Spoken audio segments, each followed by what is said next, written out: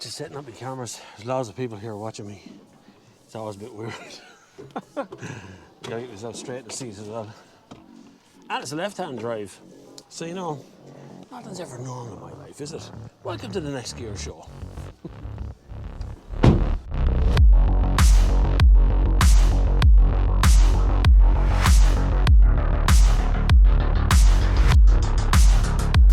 I know what you're thinking here. Dublin is looking rather well in the sunshine. Actually, it's raining a lot in Dublin while I was filming, so you're going to see Barcelona in the background. Look, it'll make you happier anyway.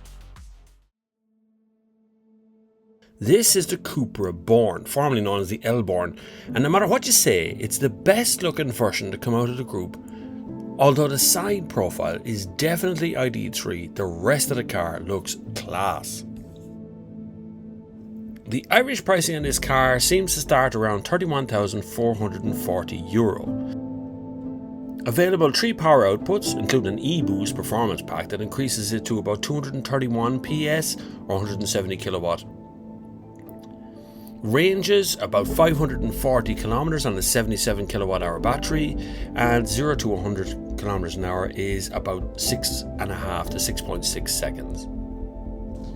So we just had our press talk from Cupra and what exactly they're going to do in the Irish market versus, well, the Volkswagen group, which of course is Seat, Skoda, Audi and Volkswagen, and now Cupra, which is a separate brand in among the other brands. So Cupra will have its own dealerships. Now has, well, coming into next year, it'll have 10 dealers in the country dealing Cupra as well as the Seat stuff. But how does this get itself to be different from the Volkswagen group car? And that's the thing. Now the heads-up display here in front of me, not heads-up display, sorry, this little extra screen here in the front is the only screen I have showing me speed, and that's, well, the same as everything else. So is the gear shift up here and the big screen across the front here, but the steering wheel does feel very different. I don't know why that's after jumping like that. But the steering wheel does feel much different. It has a big Cupra logo in the middle, very dominant to that feature. I'm on the wrong side of the car here, so it's a little bit harder to drive in this town here because it's a totally different vibe of a car to drive. But you would head out towards the M50. Good little pickup. They are rear wheel drive. There is a traction light just came flying on there because it's been raining really, really hard all morning. Not raining now, but all morning it has been lashing down. So we'll zoom up along here. Oh, that's quite a good little response. So we have various sizes of batteries starting at 45 kilowatt. The smaller batteries are where I think people probably in Ireland should really look at first. You need to look at how long it's going to take to charge the car if you frequently use public charge points, because you'd only be sitting in a public charge point with a 77 kilowatt hour battery, and that is going, that was red, pal, and that 77 kilowatt hour battery is going to take over the 45 minutes to charge, and 45 minutes then incurs an overstay fee, which some people say it's cheaper to pay the fee than it is to leave sooner.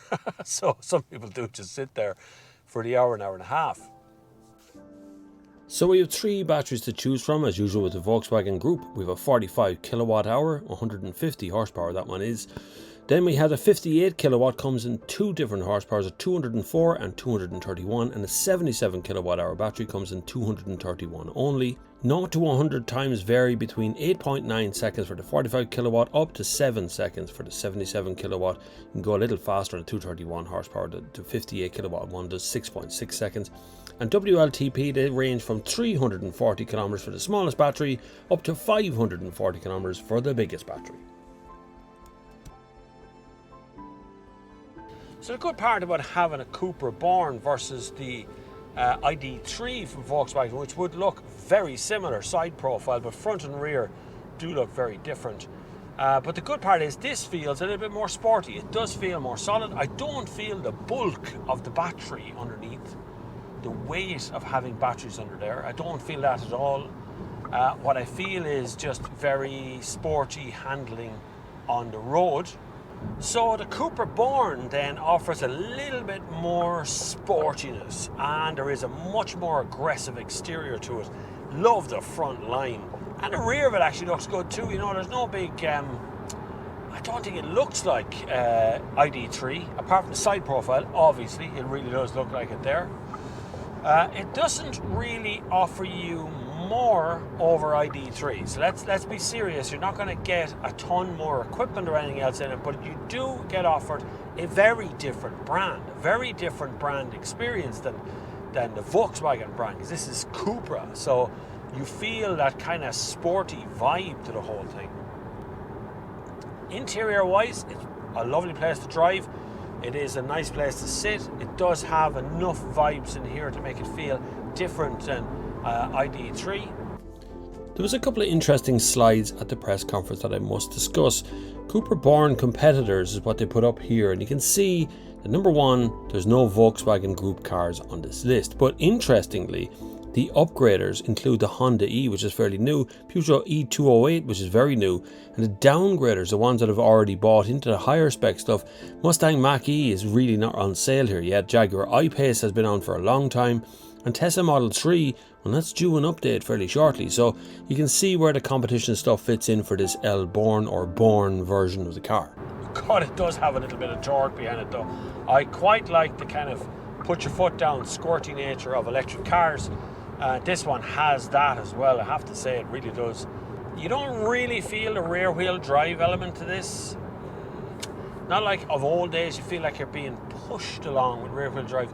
You don't really feel that. You still feel like it's either quattro, like four wheel drive or something. You know, it doesn't feel like an old fashioned, I'm being pushed along the motorway vibe.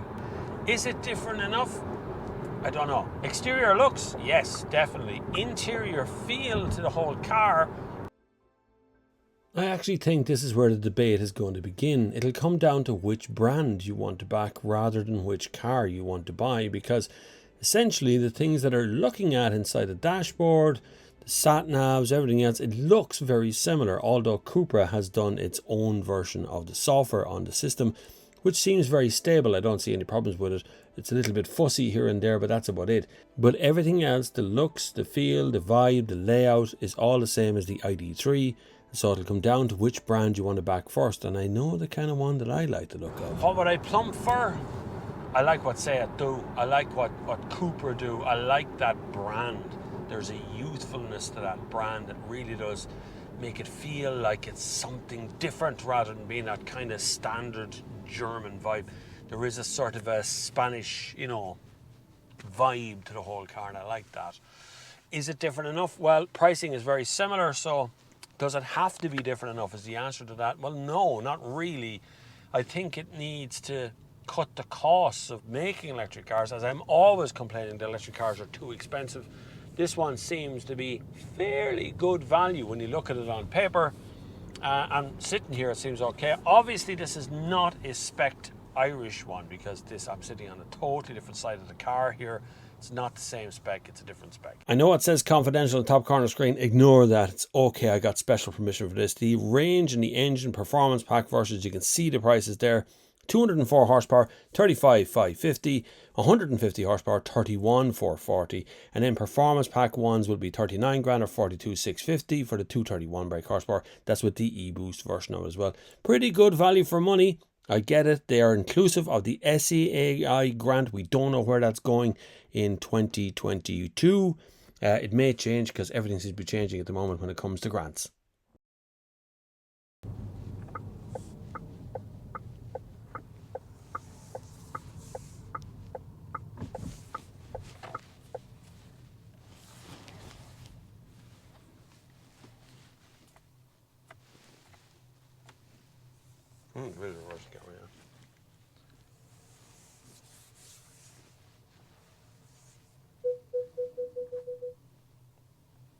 Relax.